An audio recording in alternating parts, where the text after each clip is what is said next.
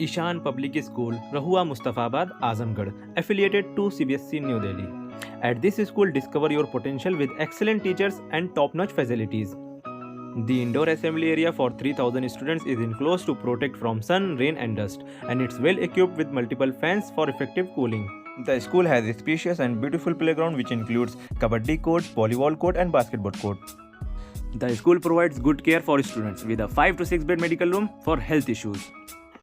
आजमगढ़ में भव्य तिरंगा यात्रा ऑपरेशन सिंदूर पर सेना को नमन। आजमगढ़ में शहीद कुंवर सिंह उद्यान से मेहता पार्क तक भव्य तिरंगा यात्रा निकाली गई। कार्यक्रम में भाजपा प्रदेश अध्यक्ष भूपेंद्र सिंह चौधरी मुख्य अतिथि रहे। उन्होंने कहा कि ऑपरेशन सिंदूर ने दुनिया में भारत की सैन्य ताकत का लोहा मनवाया। ये तिरंगा यात्रा भारतीय सेना को सम्मान देने हेतु आयोजित की गई। कार्यक्रम के उपरांत नेहरू हाल में पुण्यश्लोक अहिल्याबाई होलकर की 300वीं जयंती पर कार्यशाला का आयोजन किया, जिसमें उनके सामाजिक और धार्मिक योगदान को याद किया गया। हजारों की संख्या में लोग यात्रा में शामिल हुए। ऑपरेशन सिंदूर के तहत माननीय प्रधानमंत्री नरेंद्र मोदी जी के नेतृत्व में हमारी सेना ने आतंकवाद और आतंक के समूल नष्ट के लिए जो पाकिस्तान के आतंकवादी अड्डों पर कार्रवाई की है, आज हम सब लोग अपनी सेना के सम्मान में तिरंगा यात्रा निकाल रहे हैं।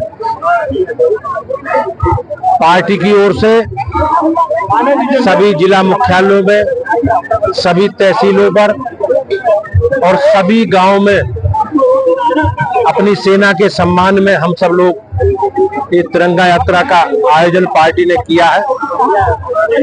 और मुझे निश्चित रूप से विश्वास है कि हमारी सेना का जो पराक्रम है, हमारी सेना ने जो हमारे आपके सबके 140 करोड़ लोगों की इच्छा को पूरा किया है कि पाकिस्तान में घुसकर आतंक के और आतंकवाद के खिलाफ जो कार्रवाई की है, मैं अपनी सेना का अभिनंदन करता हूं। और निश्चित रूप से हमें सबको विश्वास के साथ आगे बढ़ना है कि हम हमारे माननीय प्रधानमंत्री जी के संकल्प को सेना ने पूरा किया।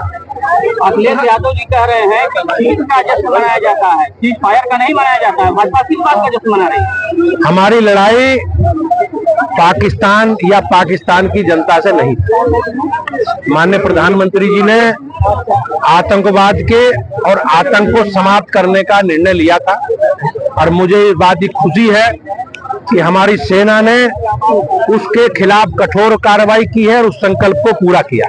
विपक्ष कह रहा है पूरा विपक्ष, पूरी देश की जनता एक साथ थी, सीज फायर की क्या आवश्यकता थी? पाकिस्तान को पीओके लेना चाहिए। जब हमने अपना संकल्प जो लक्ष्य लेकर हम चले थे, हमारे प्रधानमंत्री जी ने, हमारे रक्षा मंत्री जी ने, हमारे नेतृत्व ने पहले ही कहा कि हम लोग पाकिस्तान के खिलाफ हमारी कोई लड़ाई नहीं, हमारी लड़ाई आतंकवाद के और आतंकवादियों के खिलाफ है और हमारी सेना ने उस लड़ाई को पूरा करके जीतने का काम किया। भाजपा सरकार की उम्र पहले भी कर चुकी है।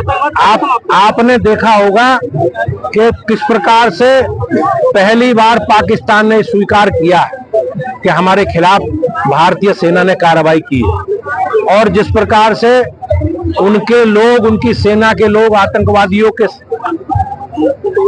जनाजे में फातिया पड़ रहे हैं, उन्हें श्रद्धांजलि दे रहे हैं सेना के लोग, उससे स्पष्ट है कि पाकिस्तान की मंशा और भारतीय सेना ने जो कार्रवाई की है वो दिखाई देती है। धन्यवाद। तिरंगा यात्रा निकाली गई, क्या उद्देश्य रहा और क्या? देखिए, तिरंगा यात्रा निकालने का उद्देश्य ये था कि पहलगाम में जो घटना हुई, आतंकवादियों द्वारा जो निर्दोषों को मारा गया, उसके विरोध में भारत द्वारा जो भी आतंकवादियों को मारने के लिए कार्रवाई की गई, हमारे सैनिकों द्वारा काफ़ी आतंकवादियों को मारा गया और सकुशल सभी हमारे सैनिक वापस आ गए मार के। उसी के उपलक्ष्य में अपने सैनिकों के मान सम्मान और उनके शौर्य को बढ़ावा देने के लिए आज आजमगढ़ जनपद में तिरंगा यात्रा निकाली गई थी, जिसमें सभी संगठनों के लोगों ने और विद्यालयों के छात्र छात्राओं ने बढ़ चढ़कर हिस्सा लिया।